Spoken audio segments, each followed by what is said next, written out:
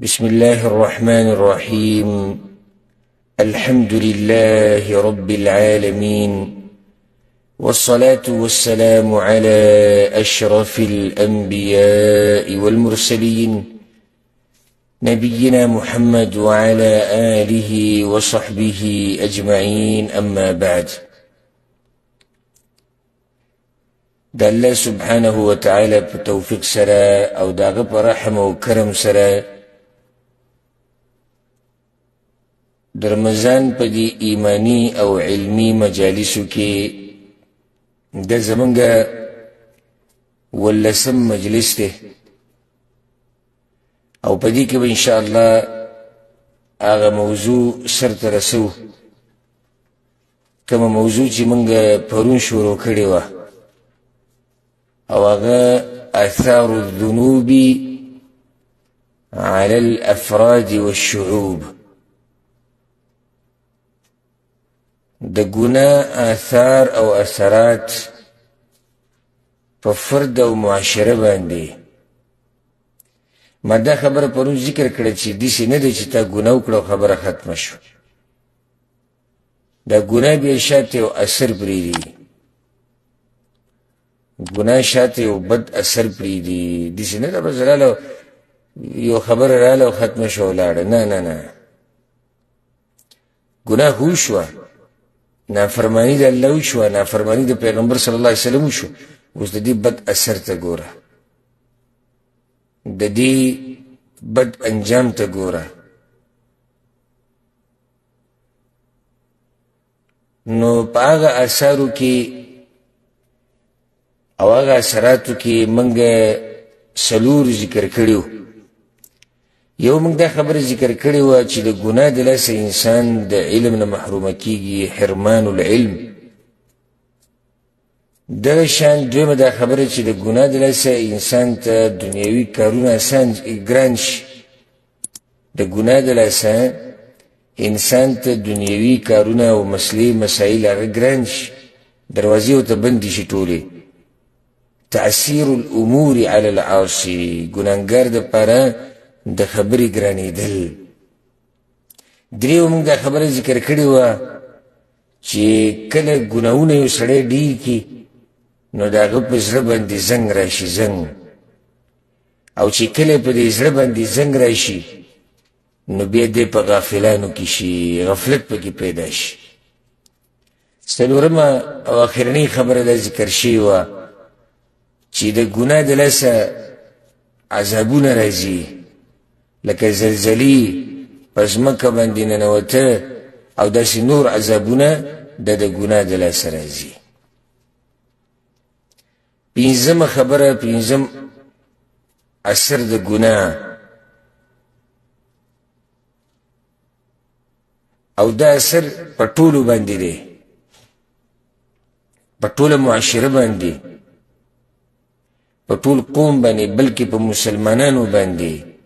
هغه دا چې د ګناهونو د لاسه اختلافات پیدا کیږي،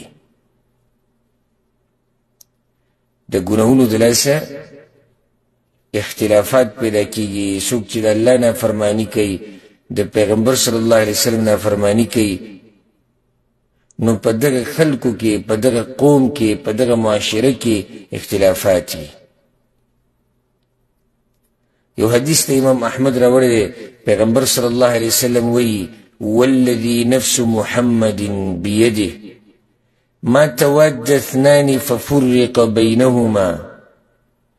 دی حدیث ته وکړه دی پیغمبر صلی الله علیه وسلم وی په هغه الله مې د قسم د چا په لاس کې چې زما ساه ده، دوه کسان چې کله د یو بل سره مینه ساتي او محبت ساتي، دوه کسان، ففرق بينهما، نو د دوی په منځ کې جداوالی راغی.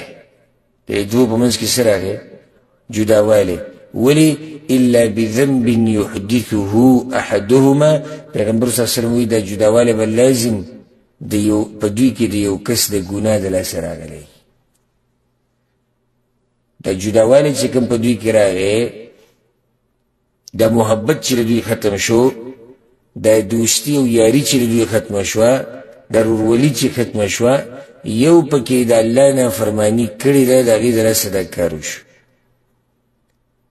که دا حدیث موږ یاد کو او ځان پې پوه کو بیا د مسلمانانو د حالاتو ته وګورو. پیغمبر صلی الله علیه وسلم وی دا دوه کسان چې جدا شو یو به پکې څه کړي که نه د الله نافرماني به یې کړي نو ته دې امت ته وګوره ته دې خپل ملک ته وګوره د خپلې معاشرې ته او قوم ته وګوره څومره نافرمانیانې د الله روانې دي نو په دومره نافرمانیانو کې او په دومره ګناهونو کې به اتفاق او اتحاد دا څنګه راشي. هسې یو مثال واله زه لکه بس خلک دا وایي چې تو ته یو عبادت وایي چې دا عبادت په طریقه کوه او که نه کوې دې کې د الله نه دا جزئیات دي او دا داسې او دا داسې دی او دې دراسه دا نه کېږي او دغه نه کېږي او په دې کې به بحث مباحثه شروع کړي او په دې دومره سزا نه یو. اوس تاسو هسې د یو مثال ته او د یو حدیث ته وګورئ. ما مخکې هم ذکر کړی او هم د رمضان په دې مجالسو کې ذکر شوی. نعمان ابن بشیر رضی الله عنهما وی پیغمبر صلی الله علیه وسلم چې کله اقامت وشو ودرېدو مانځه ته نو موږ ته یې مخ راواړو دی ووی اقیمو صفوفکم دا خپل صفونه څه کوي برابر کوي. ثلاثا درې پیرې دا خبره وکړه او بیا دا وی والله لتقیمن صفوفکم او لیخالفن الله بین قلوبکم په الله مې د قسم دا صفونه به برابروي او که نه برابروي الله به ستاسو په زړونو کې اختلافات راولي. وایي چې فرأیت الرجل یلزق منکبه بمنکب صاحبه وركبته بركبة صاحبه وكعبه بكعبه. نو بیا به پیغمبر صلی الله علیه وسلم چې دا نصیحت وکړو د دې نه بعد چې موږ کتو نو یو سړي به د بل سره د خپل د بل د اوږې سره د خپل اوږه لګولې وه د هغه د زنګون سره به د خپل زنګون لګولی او د هغه د خپې قدم سره به خپل قدم لګولی و. یو سړی چې دا حدیث ته ولې ووایي دا مې دې دپاره ووایي چې صرف صف نه برابرې ته صرف صف نه برابرې نو پیغمبر صلی الله علیه وسلم په زړونو کې اختلافات راځي. اوس هم خیال دی چې د دې نه په ډېرو غټو ګناهونو کې سړی واقعي هغې داسې اختلافات نه راځي. صرف صف مه برابروه خپل د خپې سره مه لګوه صف ګډوډ که په زړونو کې اختلافات راځي اتفاق ختمیږي مینه محبت ختمیږي نو بیا هم څه خیال دی چې یو سړی په غټو غټو ګناهونو کې واقعي په یو معاشره کې نشې تماشې عامي په یو معاشره کې د الله نافرماني ښه په جهر سره کېږي دې معاشرې له به اتفاق د کوم ځای نه راوړي. حدیث ما بیان کو چې امام احمد راوړی دوه کسان دي محبت کوي منځ کې دشمني راغله د یو به لازم د الله نافرماني کړي نو چې ټوله معاشره کې ګناهونه عامي په ټول قوم کې ګناهونه عامي په ټول ملک کې ګناهونه عامي او بیا دې چغې وایي چې راځئ یو کېږو ته څنګه یو کېږي د الله نافرماني چې عام روانه یو کېدو لاره دا ده راځئ یو کېږو د الله دا نافرمانیانې پرېږدو دا ګناهونه به شاته غوزار کړو د دین به مضبوط راونیسو قرآن او حدیث باندې به منګولې ولګو بیا یو کېده کېږي هسې یو کېده خو نه کېږي.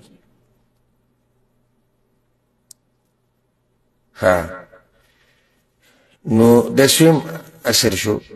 پنځم چې د ګناهونو د لاسه اختلافات پیدا کېږي. شپږم دا والا عسکري شکستونه هم میلاویږي د ګناهونو د لاسه. الهزائم العسکریه شکستونه عسکري شکستونه د مسلمانانو فوج ته شکست دا د ګناه د لاسه میلاویدی شي.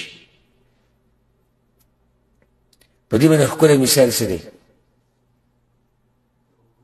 احد غزا. بارک الله فیک. د احد غزا په اوله کې فتح بالکل د مسلمانانو په لاس کې وه. خو پیغمبر صلی الله علیه وسلم چې کله بعض کسان په غره باندې کېنول او دی ورته وویل که موږ مرو، که موږ غنیمتونه تقسیمو، که موږ هر څه کوو، تاسو به دې نه راکوزېږئ. اکثرو بیا هغه غر پرېښو، لس پکې تقریبا پاتې شو.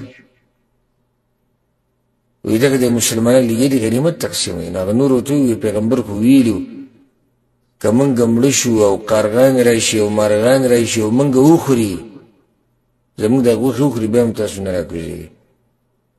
نه نه وي غنیمت تقسیمي. ګورې لاړو کوشو فکان ما کان وحصل ما حصل. بیا هغه څه وشو چې تاسو ته یاد دي،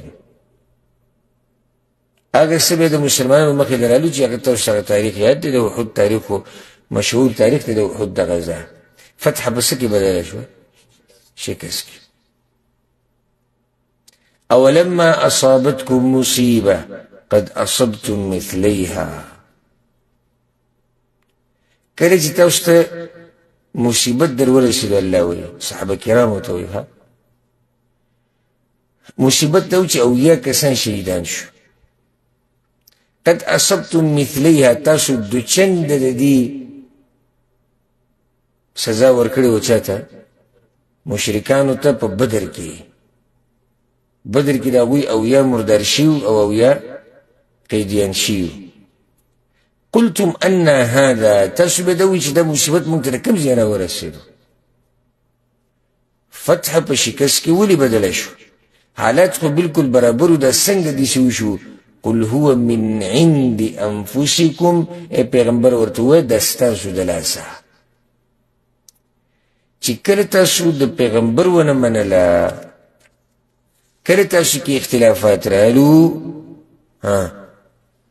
نو بیا ستاسو هغه فتح هغه په شکست کې بدله شو. هسې به ډېر د یېرې خبره ده. دا اوس په دې میدان باندې څوک دي؟ صحابه کرام دي. مشر یې څوک دی؟ پیغمبر صلی الله علیه وسلم په موقع دی. صحابه کرام صرف یوه خبره ونه منله، یوه بس، صرف یوه خبره ونه منله. فتح په شکست کې دا غوره خلکو دپاره بدله شوه. او چې سړی ټول عمر د پیغمبر صلی الله علیه وسلم خلاف ورزي کوي، د په ژوند کې به د کوم ځای نه برکت راشي؟ د دې یېرې خبره هم ده. دومره اوچت مخلوق ته وګوره، د پیغمبر صلی الله علیه وسلم په مشرتیا کې هغو سره په دې میدان کې دی صرف یوه خبره ونه منله. دومره لوی مصیبت پرې راغی چې سړی سحر ماښام د پیغمبر صلی الله علیه وسلم د حدیثو خلاف ورزي کوي، سحر ماښام. او کله څوک وایي زموږ مذهب جدا دی، څوک وایي ستا مذهب جدا دی، څوک وایي زموږ امام جدا دی، ستاسو امام جدا دی، څوک وایي زموږ مولیان جدا دي، ستاسو مولیان جدا دي. او دا باني جوړې کړي د حدیثونه پرېږده، دا جي منسوخ دی، دا جي زموږ مذهب کې نشته، او د دې جي جوابات شوي دي. په دې باندې وایي په دې زمانه کې والعیاذ بالله عمل نه کېږي. بس حدیثونه ته به داسې ووایي. په دې طریقې سره به دا حدیثونه پرېږده. دې خلکو به څه انجام وي چې صرف د پیغمبر یوه خبره او هغه د صحابه کرامو په شان اوچت مخلوق هغوی ونه منله، الله پرې دا مصیبت راوستو. نو چې دا د صحابه کرامو حالو، د دوی نه بعد چې به کوم راتلونکي مسلمانان و، بیا زموږ د زمانې د مسلمانان، دوی ته به څنګه فتح میلاو شي چې دوی د الله په نافرمانیانو کې ډوب دي، په ګناهونو کې. لکه د جبیر بن نفیر یو واقعه ته بیان کوم. کله چې د قبرص علاقه فتح کړی شوه، قبرص، او د قبرص اوسېدونکي ټول جدا کړی شو، څوک یو طرف ته لاړو، څوک څه شو، څوک څه شو. نو بعض پکې ناستو د بعضو سره جړلي، د قبرص والا دغه چې هغه هر څه دلدل شو، باچایي او د هغوی هغه ورورولي او د هغوی هغه مینه محبت هر څه ځکه چې حمله پرې وشو. نو جبیر وی چې ما ابو الدرداء رضی الله عنه ولیدو چې هغه ځان له ناسو جړلی وی ما ورته چې یا ابو الدرداء ما يبكيك في يوم أعز الله فيه الإسلام وأهله ابو الدرداء نو په دې ورځ جړا ته څه ضرورت دی نن خو الله اسلام له او اسلام ولا عزت ورکړی قبرص من فتح کو وی هغه ما ته وی چې ویحک یا جبیر جبیره هلاک شي ما أهون الخلق على الله إذا هم تركوا أمره بينا هي أمة قاهرة ظاهرة لهم الملك تركوا أمر الله فصاروا إلى ما ترى وما توجه جبير جارم پدې چې وګوره یو سړی چې د الله نافرماني کوي نو په الله باندې څومره سپک شي دا یو امتو پورا دا یو قومو دا یو مضبوطه باچایی و د دوی قاهرة زورور خلکو دا ظاهرة قهر خلکو لهم الملک د دوی باچایی و ترکو امر الله دا الله خبری پریښودې دا الله سره دشمنی کوله فصاروا الى ما ترى نو جبیر حال ته ګوره کوم ځای ته ورسېدو هغه عزتمن ذلیل شو هغه زورور کمزوري شو هغه ښکاره پناه شو د څه د لاس د الله سره دشمني د لاس چې الله یې ونه منله چې دی یو ښکلې خبره ده د ابودرداء رضی الله عنه چې یو غټ امت به یو طاقتور امت به یو ضرور امت به خو چې الله ونه مني انجام یې دغه دی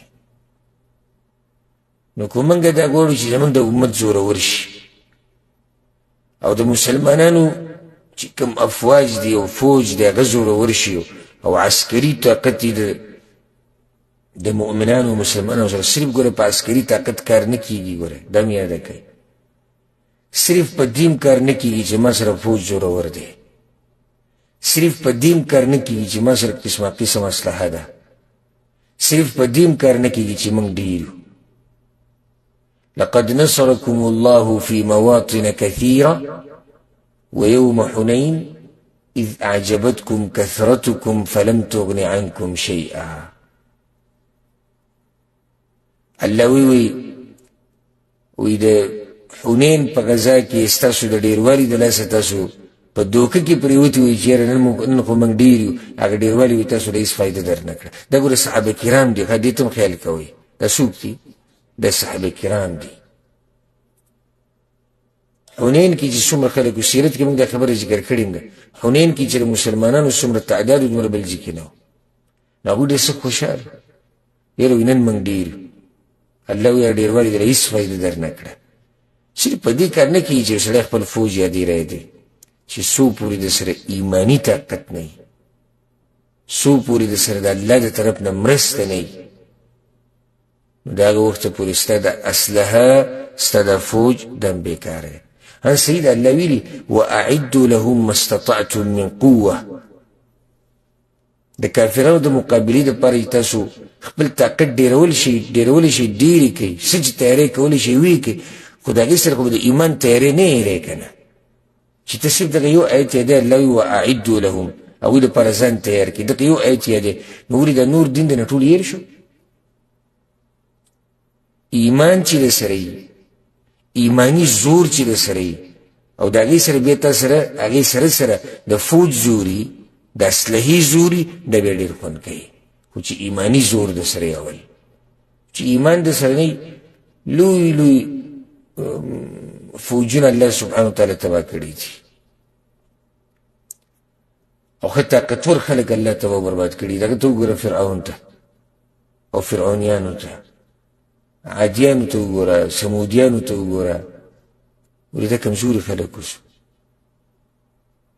بیا وروسته د مسلمانانو په لاس باندې چې کوم شکستونه ورکړی شوي دي کافرانو ته مشرکانو ته تاریخ روالې وګورئ که ولې هغه کمزوري اوس اسلحې په اعتبار سره د زور په اعتبار سره که ته تاریخ روالې که تاریخ روالې اکثر چې د مسلمانانو مقابلې شوي دي نو د زور په اعتبار سره څوک زورور دي کافران زورور دي او خصوصا د پیغمبر صلی الله علیه وسلم سیرت چې روالي وی ګوره د بدر د غزا نه واله او د اخرنۍ د تبوک د غزا پورې وګوره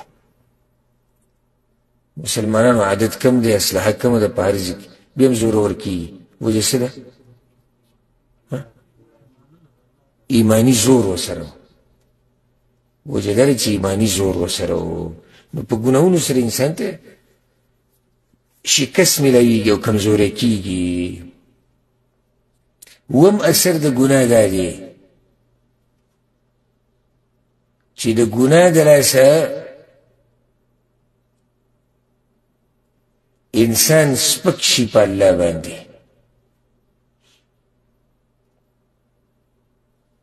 سبب لهوان العبد على ربه بنده د الله په نظر کې او الله ته څه شي سپک شي اوس سم خیال دی چې الله ته سپک شي او د الله په نزد سپک شي دل به څوک عزت ورکړي نشي ورکړی دا ټول دنیا راجمع شي سوي الله ومن يهن الله فما له من مكرم او هغه څوک چې الله یې ذلیل کړي نو نشته هغه مکرم یعنی عزت ورکوونکی چې یو بنده د الله په نزد ذلیل شي یو بنده د الله په نزد سپک شي نو د خیر ټول اسباب د ده نه پرې شي او د کوم ځای نه به د عزت را پیدا کړي شاعر وایي اذا كان هذا فعل عبد بنفسه فمن ذا له من بعد ذلك يكرمه چې دا بنده خپل ځان سره داسې وکړي فمن ذا له من بعد ذلك يكرمه نو څوک به بیا څوک به دله بیا عزت ورکړي څوک به عزتمن کړي چې یو سړی ځان په خپله ذلیله کړي نو که ته دا غواړې چې ته عزتمن شي د الله په نزد او یو اوچت مقام دي شي نو د ګناهونو نه به ځان لرې ساتي او په ځان کې به تقوا راولي ان اکرمکم عند الله اتقاکم په تاسو کې عزتمن سړی عند الله د الله په نزد هغه تقوادار دی معنی دا چې بچه کې تقوا نشتی او ګناهونو کې نښتی دی د الله په نزد باندې سپک سړی دی خو یو حدیث ته امام ترمذي راوړی عبدالله بن عمر سوی وی پیغمبر صلی الله علیه وسلم دا خبره کړې ده فالناس رجلان ټول خلک چې راجمع کړي نو دا داسې دي لکه دوه سړي ټول خلک چې راجمع کړي نو دا داسې دي لکه دوه سړي بر تقي کریم علی الله نیک عمله پرهیزګاره عزتمن د الله په نزد یو دا شو دویم وفاجر شقی هین علی الله ګناهګار بدبخته سپک د الله په نزد باندې د ټول خلک چې راجمع کړي نو په دې دوه کې یو دي د ټول خلک چې راجمع کړي هیڅ لکه دوه سړي یا خو دا خلک نیک عمله دي تقوادار پرهیزګار دي او د الله په نزد عزتمند دي او یا ګناهګار بدبخته فاجران سپک د الله په نزد باندې د الله په نزد سپک دي نو چې یو سړی د الله په نزد سپک شي دی به کوم ځای کې عزت ومومي اگر که د هغه په شان خلک عزت کوي هغه جدا خبره ده خو د الله په نزد دی بې عزته شي او د نیکانو خلکو په نظر کې هم د ده عزت هغه کم شي ځکه چې د نیکانو خلکو دا طریقه ده چې د سړي سره دوستي دشمني د هغه د ګناهونو او د تقوا او دینداري مطابق ساتي که چېرته ته د دیندار او بېدینه سره یو شان محبت کوې نو بیا د خپل ایمان مراجعه وکړه څه نقصان ده پکې شتي لکه اوس دوه کسان ناست دي او دواړه ښه پنځه وخته لمونځ هم کوي او یعنې یو شان دي په دیندارۍ کې خو د دې یو ګیره شتي دی بل نشتی د ایمان تقاضه دا ده د الولا والبراء عقیده دا ده چې ته به دا کم چې دا ګیره نشتي د ده سره به محبت د دې بل نه کم کې. یوه دویم د دې د لاسه بد د ده سره ستا نالګي، دې ته ایمان وایي. دا ډېر لږو خلکو کې نن سبا دا ایمان ډېر لږو خلکو کې چې د دې خبرې په کې خیال کوي. ته وینې دې خلکو ته څوک پکې دې ته ګوري نه چې د الله سره لګي که نه لګي، خو چې د ده د دغه مطابق یې بس بیا برابر دی. زوی دی کور کې نافرمانیانې کوي، زر پیرې دې کوي وي، ها خو چې ریال او ډالر راوړي دا ټیټ سړی دی، لګیا دي به چې هر څه کوي. دغه شان ورور نافرمانیانې به کوي، نه به ورته دې نصیحت نه ورسره دې نافرماني د لاسه دشمني او بغض بړه هلک دی او داسې دی ورته کوي. نه، ایمان دا دی زمونږ خپل زوی، رور، پلار، تره، ماما، کاکا او چې هر څوک چې څومره د الله سره یعنی د الله نافرماني کړي څومره، نو دومره ورسره زمونږ بیا نه لګي. لکه د مؤمن سره خو محبت کې کنه او د کافر سره به دشمنی کې، خو چې کوم مؤمن ګناهګار دی سره به څه کې، نو د ګناهونو په اندازه به د هغه سره ستا نه لګي، د دیندارۍ په اندازه به ستا د هغه سره محبت وي. ټول یو شان نشي کېدی.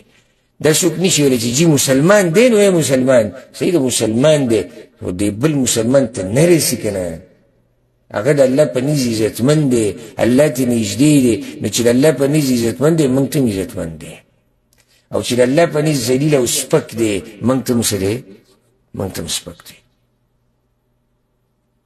او دې له اعتبار نشتی چې د هغه په شان خلک هغه ته دروند وایي. لکه نن سبا چې ډمان دي نو ډم د ډم قدر کوي که نه کوي؟ دې چې قدر یې کوي چې تپوس یې مه کوه. هته خپل استاذ وایي، خپل پلار ورته وایي او ورور ورته وایي او څه څه نه وایي د هغه دپاره. نو یو سړی چې وګوره تاسو وایي چې الله یې سپک کړي نو هغه سپک شي، او دی خو بیا هم دروند دی. موږ درنوالی دې ته نه وایي. لکه اوس الله په قرآن کې دا خبره ذکر کړې ده چې څوک چې مؤمني نیک عملی او تقوا پکې، رب العالمین د مؤمنانو په زړونو کې د ده سره محبت پیدا کوي. د مؤمنانو د زړونو الله دې ته متوجه کړي چې کله دې یو مسلمان ولیدو، چې کله دې یو مسلمان ولیدو حق پرست مسلمان او د ده سره د اهل حقو د موحدین مؤمنانو محبتو، نو پوه شي چې دې سړي سره الله محبت کوي. که اوس څوک دا اعتراض په موږ باندې وکړي چې دا ډمان چې دوی سره خو سم خلک محبت کوي، جواب دا دی چې ده سره بلکې بعض روایتونو کې دې سره غیر هم دي او اثارو کې هم چې د دې سړي سره به محبت الله والا کوي. د الله چې ورسره محبت کوي د ده سره به څوک محبت کوي؟ الله والا. هر چې دغه ډم سره خلک محبت کوي نو خو د هغه په شان خلک دي، دې له اعتبار نشته. اوس یو سړی موږ ته د یو ملک ډم یاد کړي چې یاره د هغه باندې خو دنیا مینه ده، موږ وایو دنیا چې پې مینه ده، کومه چې پې مینه ده هغه د هغه په شان دي. یا خو پوره ډمان دی او یا د ډمتوب څه نه څه اثر پېشتي، ذکر هغه سره محبت کوي. دې له څه اعتبار دی؟ لکه د دې داسې مثال دی چې دوه نشه ییز په لار رواني یا دوه لیوني او دا یو د بل باره کې ووایي دا ډېر دینداره دی، دا یو لیونی د بل په باره کې څه ووایي دا وایي چې ډېر دینداره دی او دی د جمعې خطبې هم کوي اکثر. خلک یې وګوره بس دی او نه ګواهي ورکړي چې دی د جمعې خطبه هم کوي. او دا منلی کېږي؟ ولې نه منلی کېږي؟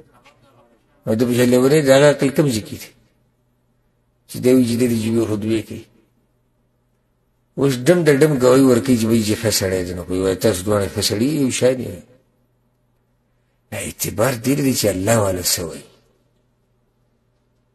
الله والا څه وایي. یو سړي سره دینداره خلک محبت ساتي او دینداره خلک ورسره کینې پاسي او د دینداره خلکو سره تعلقات دي، دا هغه دی د الله په نزد باندې دروند، د الله په نزد عزتمن. او یو سړی د الله والو په نظر کې سپک دی، دی سپک دی، دی سپک دی، ځکه چې الله والا کې دی نشي چې هغه چاته دی په سپک نظر وګوري چې هغه الله والا وي. دا یاد کړئ دا خبره. یو سړی د دیندار پرهیزګار دی، د دیندار سره دشمني ساتي. دیندار خدا وي یا الله وي قربان مې ته کا، چې دومره دیندار دی وي یا الله ما ته قربان کا.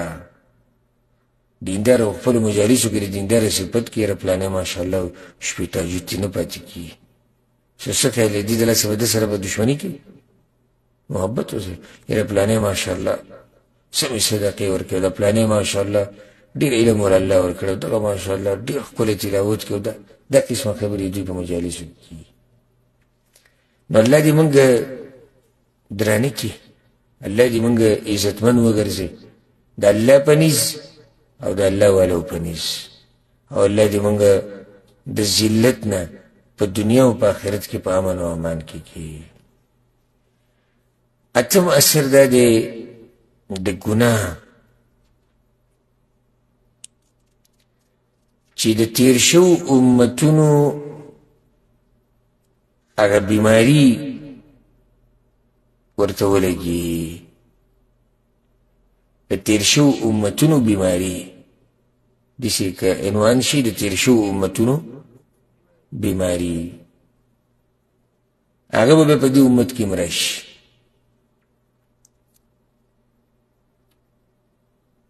یو سړی به چې دا څنګه د تیر شو امتونو دا بیماری څه وه.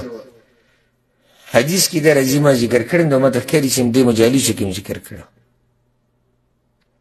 حدیث امام ترمذي راوړی، زبیر بن العوام رضی الله عنه روایت دی. پیغمبر صلی الله علیه وسلم وی دب الیکم داء الامم قبلکم، تاسو ته هم هغه بیماری راورسېده او را روانه ده کومه بیماری چې تیر شو امتونو کې وه. هغه بیماری څه ده؟ الحسد والبغضاء. دې حدیث کې دوه ذکر شوي دي، بل حدیث ته به ذکر کوم، په هغې کې به نور وي. حسد او د یو بل سره دشمني. پیغمبر صلی الله علیه وسلم وی هي الحالقه. حالقه خو معنی ده شو چې ویښته ختموي، د جړلې نه وباسي دله. خو پیغمبر وی لا اقول تحلق الشعر، زما معنی دا نه چې دې دله ویښته ختمېږي، ولکن تحلق الدین، د دین جړلې دله ختموي. حسد او بغض دین د جړلې نه وباسي او ختموي دله. نو دا مرشتي په دې امت کې که نه شتي، بیا خصوصا زموږ په پښتنو کې ډېر زیات دی. ښه په دعوی سره دا خبره کوم چې زموږ په پښتنو کې حسد هغه ډېر زیات دی، او بغض بیا د حسد د لارې سره راځي. حسد لویه ګناه ده، او په دې باندې زما یو بیان دی، په دې نیټ کې مشتي، میموري کارډو کې مشتي، ملګرو سره میلاویږي، را پیدا کړي ځان له. په دې عنوان د نن سبا لویه بیماري حسد. وایي کې ما تفصیلي خبره کړې ده، اقسام او نقصان او تعریف او هر څه بیان شوي. دا لویه بیماري ده، د نن سبا لویه بیماري چې ډېر خلک په دې بیماري باندې بیماران دي. حسدګر دا چې دا حسد لوی ګناه ده. ولې لوی ګناه ده؟ اولی په سورت الفلق کې ومن شر حاسد اذا حسد ویلی شوي دي چې یالله ما ساته د شر د حسد کوونکي نه چې کله حسد راښکاره شي. ولې دا دومره خطرناکه خبره ده؟ هو ډېره خطرناکه خبره. ولې دومره خطرناکه؟ اصل کې دا حاسد چې دی د په تقدیر باندې اعتراض کوونکی دی، د الله په تقسیم باندې اعتراض کوي، د الله په ورکړه باندې اعتراض کوي. یاره ته سره ولې دومره ښایسته ګاډی دا خو الله ورکړی، او د ده سره دا دومره مال دا ولې دا خو الله ورکړی، دا دومره ولې مشهور دی، نو دا خو الله مشهور کړی، دا دومره بچي او دا ښځې او دا کور او دا سکون او دا راحت او دا سوچونه به کوي. نو بعض داسې دي چې هغه الله سره پیدا کړي پردي مال حساب لا خیال هم کړی که نه. د یو نیم سهار راوځي داسې ودرېږي یو ځای کې به بریک واري راشي، دا کور یې جوړ کړو، بیا به دې ته ولاړي. دا څنګه؟ دا کله او دا څنګه په څه طریقه ولې دغه راوخېږي او دا سامان او دا ولې په څه طریقه راوړو او دا څنګه. او دې سعودي کې خو موږ هم وو، بیا به ګوره بل طرف ته راتاو شي. سعودي کې خو موږ هم 20 کاله تېر کړي دي، موږ خو پکې ځان له جونګړه هم جوړه نه کړه. بس دی غلو، دا سړی څه و؟ دی غلو روغ رمټ مسلمان به غل کړي. ولې غل شو؟ غل ولې شو؟ دا غل په دې شو ما دومره نه دي ګټلي. اوس دا ناشنا ذهن دی، ولې ستا وایه په دې ایمان نشته چې دا مال الله تقسیم کړی دی او یو شتي. نو چې اوس په دې تقسیم کې داسې چې تا ته لږ در ورسي او هغه ته ډېر، نو ته به هغه ډېر ورته غل وې. دا ګوره د پښتنو په ژبه د اسانه خبره پرته ده، دې څه دی غلا یې کړی. نه نه وایي دومره وکړو زه ملته وم، ته اوس خبرې شوې دومره وغځالته. دا خو تقدیر دی، الله د هغه په تقدیر کې ډېر مال لیکلی، ستا کې لږ لیکلی. دا خو په دې نه دی چې سعودي عرب کې چا ډېر وخت تېر ښه دا کوم چې په دې خپل ملکونو کې ناست دي، کوم پښتانه اوس په افغانستان کې دي، په پاکستان کې، او انتهایي مالداره دي. دا په دې بهر ملکونو کې چې دي دا ټول چې راجمع کړي نو به سره پکې دومره مال دی چې بیا هم دوی هغې ته یې نه رسي. دوی کوم ځای کې دا مال وګټو، بیا دا خو سم غټ ډاکوان دي چې د کوم ځای نه مال راوړو. که ته دا تله ولګوې چې ما خو هم سعودي عرب کې دومره مزدوري کړې ده او ما دومره نه دي ګټلي، چې زما د مال نه زیات ورسره مال وي، دی به صحیح، دی به غري. نو بیا د پاکستان کې چې کوم مالداران ناست دي او د افغانستان کې چې کوم مالداران ناست دوی د څه وی؟ ته خو الله تقسیم کړی. نو دا زمونږ د پښتنو غټ عادت دی، په لاره به روان دي دغه ګاډی دی، بیا به د ګاډي باز شو. تر دې چې سپینې جامې چا اچولي ورسره تورې سپلۍ په پښو کړي، نو د ده په باره کې به هم بحث کوي. ځکه بجلیګر مولوي صاحب یو بیان کې دا خبره کړې وه، دا خبره مزېداره کړې وه، او بس خبرې د معاشرې ډېرې مزېدارې کولې. یوه پکې دا کړې وه، وایي که نیغ زیج وي پښتانه وي د نیغا زوی ته وګوره، او وایي که ټیټ زیج وي د ټیټا دې زوی ته وګوره. نو وایي په یو کې دي نه پرېږدي. دا زمونږ خلکو چې باس نه یې کړی په یو سړي باندې، که ته سوچ وکړې چې دوی چې سهار راوځي د کور نه دي 9 نیمو کې او ولاړ دي د هغه ماښامه پورې، دوی څه وایي؟ څه دین بیانوي یو بل ته؟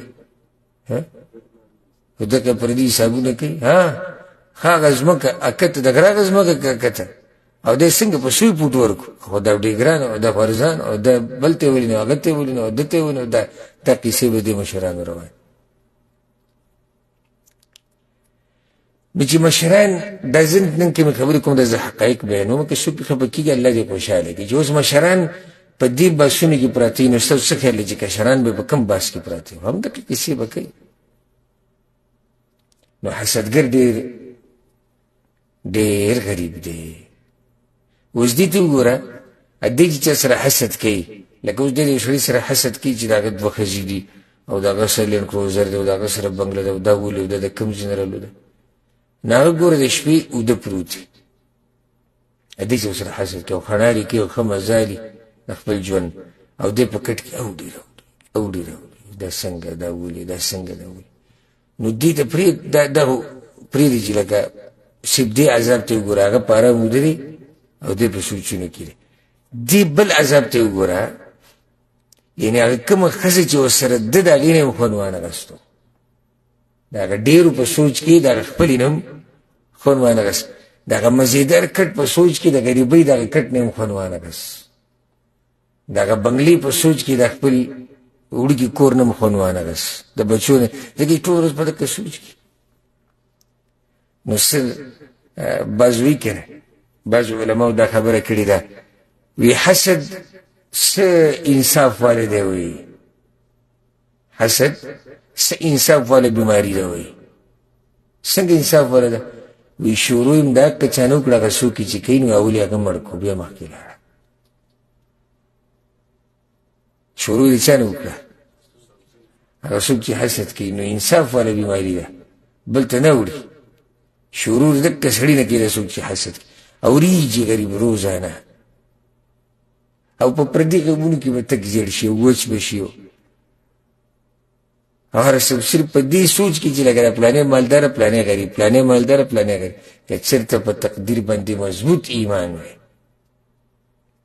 او چې دا هر څه چا تقسیم کړي دي الله نو دا قسمه خبرې به دا به نه کړه دا حسد به پکې نه بیا بغض هم دقه شان خبره اوس دې بل حدیث ته وکړي دي ګوره د امام حاکم راوړی ابو هريره رضی الله عنه وی ما د پیغمبر صلی الله علیه وسلم نه دا خبره اورېدلې ده سیصیب امتی داء الامم ګوره زما امت ته به هم د تیر شو امتونو بیماریان لګي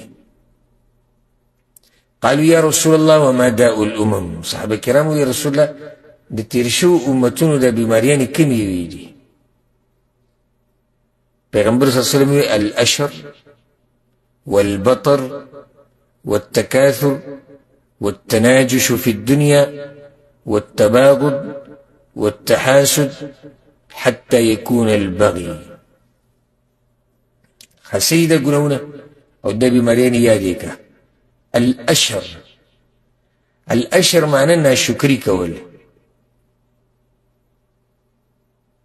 لانها شكري ده بماري دا به دی امت ته راځي والبطر بطر معنی سرکشي کول د نعمتونو د ډېروالي د لاسه سرکشیانې کول د حد نه تېروتل والتکاثر د مال د ډېروالي هرس کول نشتی دا که نه دا ټولې دي ګوره ورته والتناجش فی الدنیا په دوکو دړکو سره خپل سامانونه خرڅول په یا په دوکو دړکو سره دنیا ګټل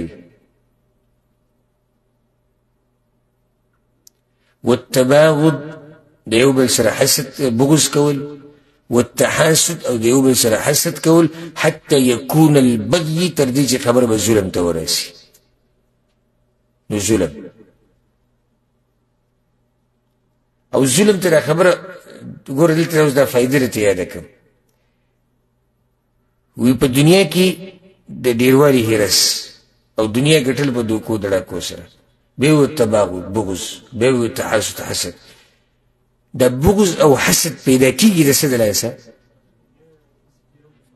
په دنیا کې د ډېروالي هرس کول د دې د لاسه حسد پیدا کېږي و چې یو سړی د دنیا پروا نه کوي دی به حسد وکړي نه کوي حسد چا سره وبغض وکړي نه کوي حتی یکون البغي هم د دې د لاسه به ظلم شروع شي لکه یو سړی دی د خویندو برخه د میراثي نه ده ورکړې کوم مال چې پاتې شوی د پلار نه په هغې کې د خویندو حصه نه ده ورکړې د دې څه وجه ده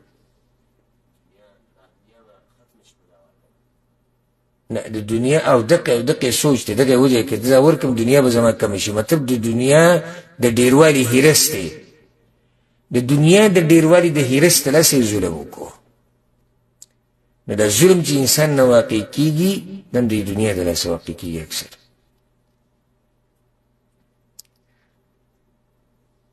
دا اوس د تېر شوي امتونو هغه بیماریانې دي ظلم به په دې خلکو کې راشي. صرف یو فایدې ذکر کوم چې ذهن ته مې راله چې دا وروڼه او خویندې ځان د ظلم نه لرې ساتي. یو حدیث امام ابو داود راوړی دی، پیغمبر صلی الله علیه وسلم ما من ذنب أجدر أن يعجل الله تعالى لصاحبه العقوبة في الدنيا مع ما يدخر له في الآخرة مثل البغي وقطيعة الرحم. دي حديث ترزلغ گناه کولاو کئی. دي گناه سزا اللہ کم جی کی ورکی؟ آخرت کی ورکی. و د بعضو گناهونو سزاګانې پیغمبر صلی الله علیه وسلم الله په دنیا کې ورکوي مع ما يدخر له في الاخره، سره د هغه سزاګانو چې په آخرت کې انتظار کوي. یعنی دنیا کې هم سزا شته، په آخرت کې هم شته. هغه کومې ګناهونه دي؟ کوم ګناهونه دي؟ البغي وقطيعة الرحم، رشتې پرې کول، خپلولیانې پرېښودل، د دې سزا د آخرت نه مخکې په دنیا کې ملوي. او دغه شان ظلم. او یو روایت کې سره دا الفاظ د قشن راغلي د رشتې پرې کولو په ځای د مور پلار سره یعنی بد کول. د دې سزا حقوق الوالدین، د دې سزا د آخرت ته مخکې په دنیا کې ملوي انسان ته. نهمه خبره او نهم اثر د ګناهونو هغه دا دی چې د ګناهونو د لاسه د عمر، د رزق او د عمل نه برکت ختمیږي. برکت ختم شي د عمر نه، د رزق نه او د عمل نه.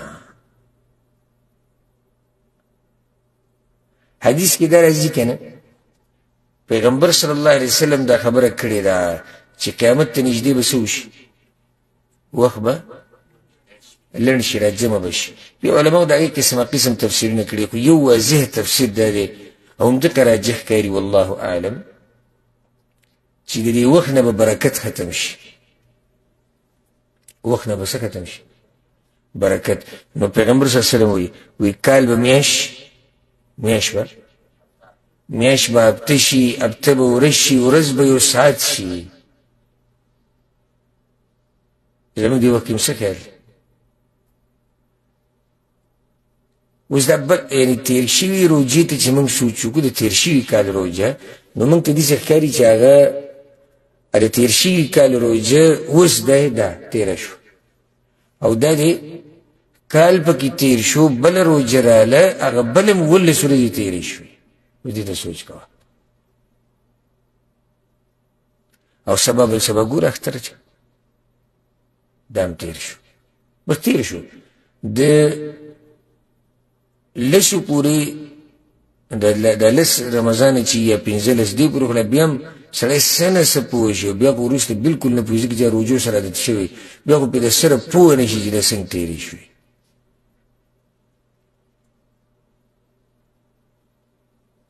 سړی رمضان میاشتې ته خوشحاله شي چې زه رمضان میاشت راغله، روجې دي او عبادتونه به یو، درسونه به یو، تلاوتونه به یو، ښکلې برکتي شپې دي او برکتي وخت. هغه د سترګې د رب په اندازه کې نن دا د 18 رمضان ختمېدو والا دی، او بیا د 18 رمضان شپه. یو وخت نه برکت ولې ختم شو؟ ګناهونو د لاسه. بله ما تاسو ته خبره کولم دې مجالسو کې چې پخوانو علماو بیانونه هم کړي دي، کتابونه هم لیکلي دي، جهادونه هم کړي دي. پخواني اکثر علما چې هغه مجاهدین وو ورسره، یعنی جهادونه هم کړي، موقع ورته میلاو شوي دي.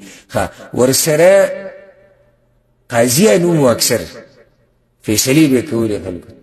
اوس سړی حیران شي، یو سړی دی قاضي دی، یو سړی دی مجاهد دی غازي دی، یو سړی دی ښځه او بچي م ساتي، کتابونه م لیکي، سحر ماښام درسونه م کوي، خپل عبادات م کوي، د دنیا هغه لین دین م کوي، او بعض علما خو پکې لوی لوی تاجران هم تجارت هم کوي. سړی حیران شي چې دا څه قسمه خلک وو یار. موږ خو معمولي غونته کې کار یو، هغه ټوله ورځ نه ټوله هفته رانه ګډوډه شي. اخر څه چل دا و چې د هغوی په وخت کې برکت و، او زموږ وختونه بې برکته شوي دي. نو بیا راشه زمونږ ژوند بې برکته شوی دی. وخت هم دقه ژوند دی که نه، نو ټول ژوند بې برکته شوی. یو سړی د دنیا نه لاړ شي 80 کالو په عمر کې، او ته راته تپوس وکړه چې دې سړي په دې ژوند کې لویه توره څه والې ده؟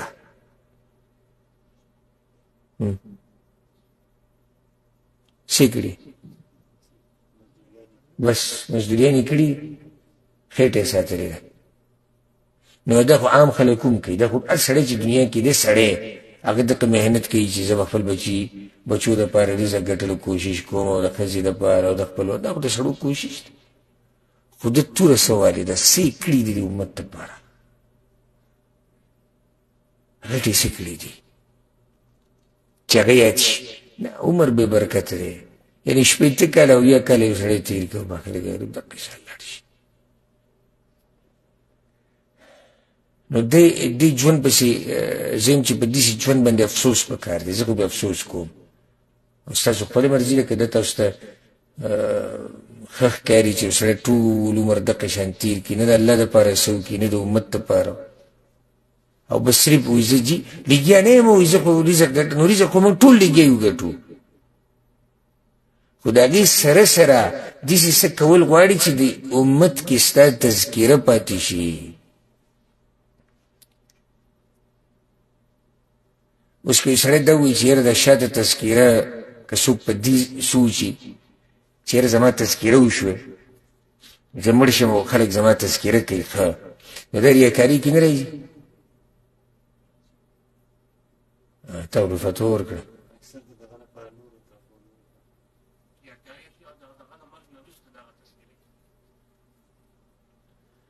په دې باندې یو ښکلی دلیل دی.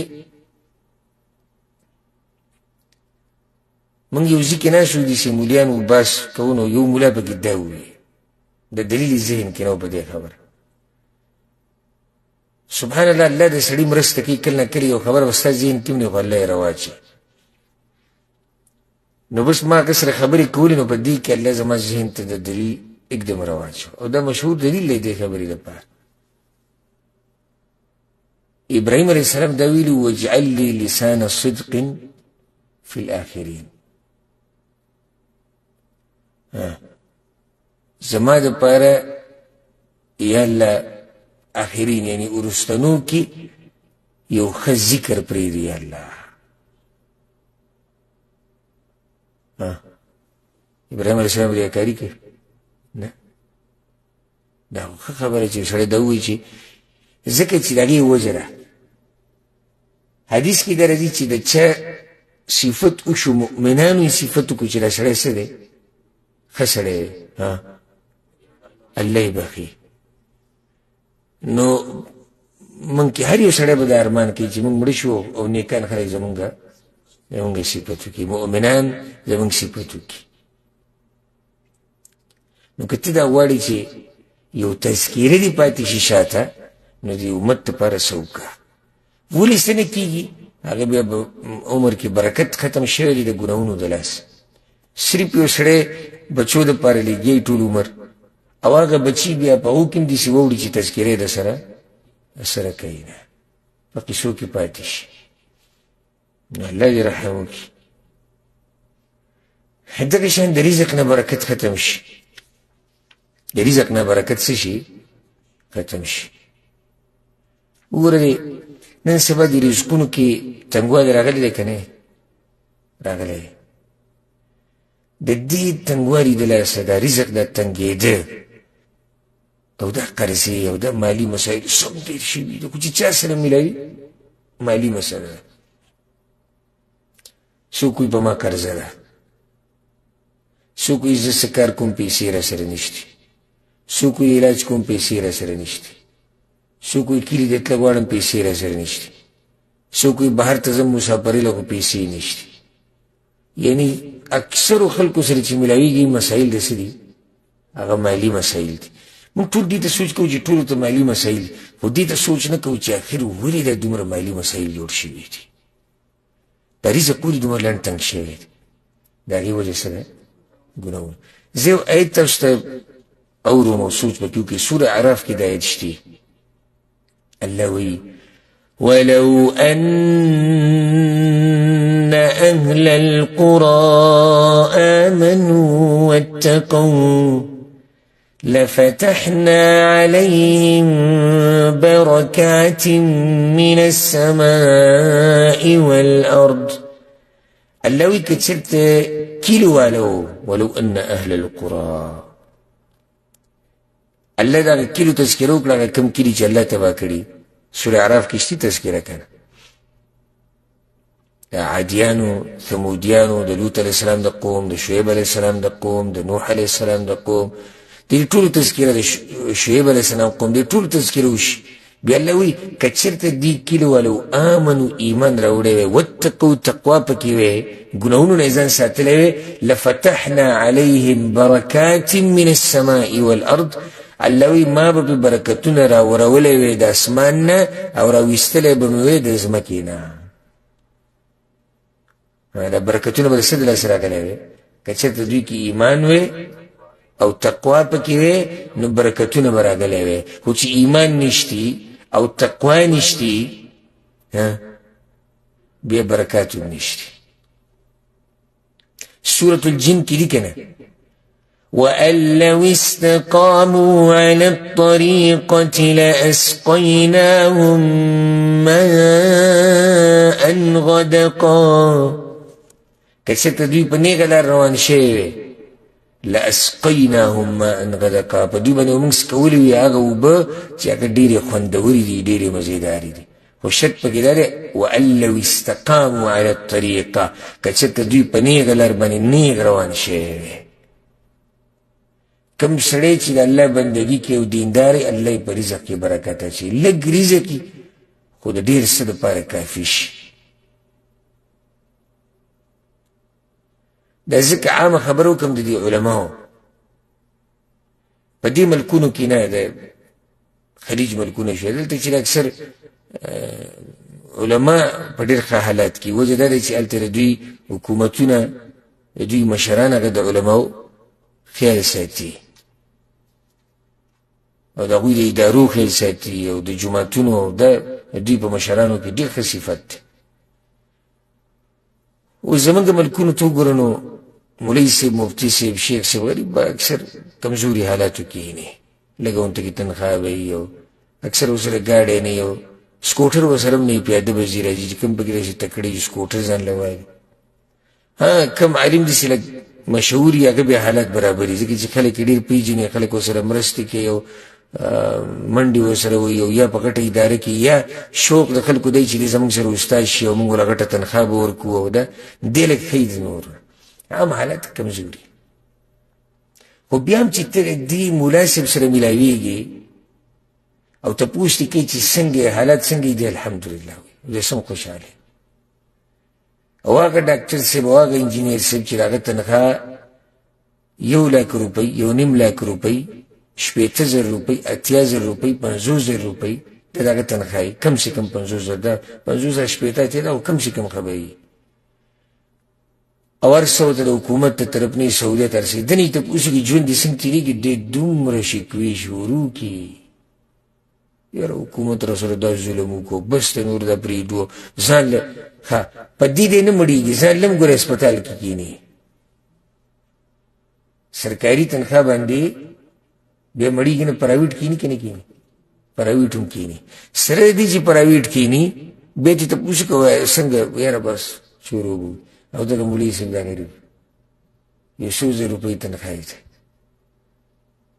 او اکثر د دوی بچي هم ډېرې او اکثر دا د مولویانو ښځې هم ډېرې، په غریبۍ کې به 2 ښځې او 3 او چې تپوس ته وکړي څنګه یې ویل الحمدلله او بس شروع به سړی حیران شي دا د کوم ځای ده، یو ځای کې د بېدینه وایي دا کچاندي ټولې خوړې دي. لکه څنګه چې ملک صاحب موقع که نه عوام څه وایي دی څه دی غلو، ځکه چې سعودي کې خو ما دومره ټیم تېر کړو ما نه دي ګټلې، بس ما نه دي ګټلې دی غلو. د مولوي صاحب په باره کې دا وایي که چېرته سپینې جامې واچو بس صحیح شي دا هغه چانده. نو ته به حیران شي، ته به چې کېدای شي ده چې ته څومره چانده ورکړې ده اوس یې په مولوي صاحب شک ته څو ورکړې 10 روپۍ پکې ما ورکړې، یا مړی 10 روپو سره 10 روپو د لاسه د غریب باندې چې دی بهتان ولګو چې ده به هغه 10 روپۍ خوړلي. یو وخت یو مولوي صاحب ما سره ملاو شو، زه خپلو مدرسو دپاره یې چانده کوله صاحب خبره ما ورته ویل مولوي صاحب خیال کوه وګورئ دې نه بعد بېړه کېدی نه شي. نو ما ته ویل څه مطلب دې نه بعد بېړه کېدی نه شي؟ نو ما یې که ضرورت نه وي نو هغه ضرورت دی، نو ما یې که ضرورت نه وي نو خو دې نه ځان ساته، بیا ډکېدو ته سړی نه پرېږدي. ویل وایي څنګه ډکېدو ته؟ ما یې که د دې چاندو نه بعد دې په موټر کې خپه کېښوده نو بس دا د چاندو هغه موټر دی. که د دې چاندې نه بعد دې کور له رنګ شروع کو ولاړې تباه شو، که د دې چاندو نه بعد دې کور له پلستر ورکو نو خو بس لاړې تباه شو، که د دې چاندو نه بعد دې مولوي صاحب بچي له واده وکړو نو خو بس لاړې ختم، که د دې چاندې نه بعد عمرې له لاړې، که د دې چاندې نه بعد حج له لاړې، بلکې که د دې چاندې نه بعد دې په هفته کې یو دوه درې پیرې غوښه شروع کړه پرېږدي دې نه دا خلک. نو بس د خندا شي شو. ما ته یې دا خبره خو دې صحیح ده خو زموږ مجبوري ده څه وکړو. دې غریبانو ته هر څه حواله کړي، خپل بچې به ورسره کېنولي، خپله لور به هلته داخله کړي، هر څه به یې مولوي صاحب ته پرېښودي، خو په دې کې هم که مولوي صاحب غریب چانده وکړه نو بدنام دی. نور دې به څه کوي؟ بچې هلته سبق وایي، لوري سبق وایي، خو یو ورځ چې د بچې لږ سبق کې کمزوري شو نو دې به هم د بچي سره رواني سهار له قاري صاحب څنګه دا ماشوم کمزوری دی مخکې نه ځي. دا تپوس به کوم دی باقاعده کوي، خو روپۍ ورې نه ورکوي، خو تپوس کوي. خو که دې مولوي صاحب غریب سبا له د زوی ته چې سبق وایي چې ده سبا له سپینه جامه واچوله او ورسره تور بوټان پکې وکړي نو ته بیا ګوره د ټول ناول به هم دې وایي چې مولوي صاحب ډاکو دی، نو دې به دا خبرې کوي. خبره مې دې پورې کوله چې الله دې دیندار خلکو په رزق کې برکت اچي، د سکون ژوند. والله دومره د سکون ژوند چې سوچ یې مه کوه. د دې دنیا والو چې کومې مسلې دي، کومې منډې دي سهار او ماښام، او الحمدلله د دین والا الله دې نه ساتلي دي. د دوی صرف یو مسلې دین بیانول غواړي او نور د دې هر څه ذمهواري ول الله اخیستي. رزق کې برکت وي، په بچو کې برکت وي، په ژوند کې برکت وي، په هر څه کې برکت. سړی ورته حیران شي.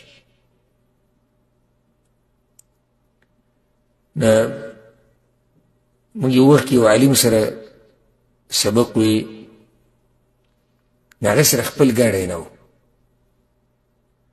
بعضو شاګردانو موږ سره خپل مجلس کې ناست وو، موږ ورته ویل صاحب ته خو ماشاءالله حالات دې دومره کمزوري نه ښه دي، ځان له یو ګاډی واله. ما ته یې ویل دا په دې روډ چې ګرځي دا ټول ګاډي زما دي. ما څنګه شیخ صاحب وایي زما ته ګوره چې کوم د رسول الله ځم هی نه هی ګاډو کې ما خلک ګرځي. ما ته څه ضرورت دی چې ګاډی له چې کله درس له ځمه نو د کور د دروازې سره یو ښکلی موټر راته ودرېږي، بیا واپس مې راوړي کور سره، هلته مې کوز کړي. کله وی په لینډ کروزر کې ګرځم، کله وی په مرسډیز کې ګرځم، کله وی په او دا ګاډي ما په خپلو پیسو کتلی نه شو، ما به د ځان له عام ګاډي اخیستو او دا خلک مې په قسمه قسم ګاډو کې ګرځي. دا اوس برکت دی. ګوره سره دې چې دیندار سړي سره به ګاډی نه وي خو دی به ښه ښکلی سیل سپا به کوي. نو دین ته واپس شي، په دین کې لوی برکت پروت دی، لوی برکت په دین کې پروت دی. او دا خبره یاده کړئ چې رزق د الله له طرف نه تقسیم کړی شوی دی. پیغمبر صلی الله علیه وسلم څه وایي؟ وایي دا خبره یاده کړئ انه لا تموت نفس حتى تستکمل رزقها.